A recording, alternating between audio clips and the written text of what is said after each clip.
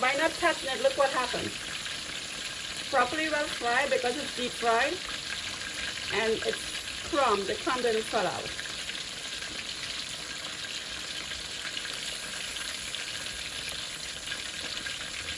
I can give Kentucky a run for their money.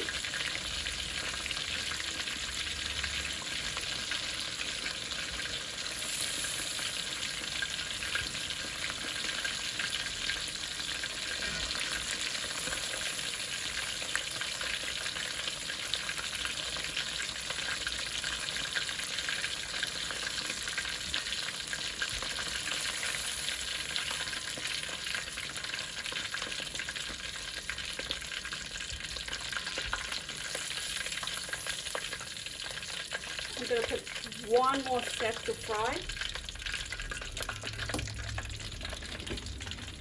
And this, my friend, is how we do fried chicken, Trini style.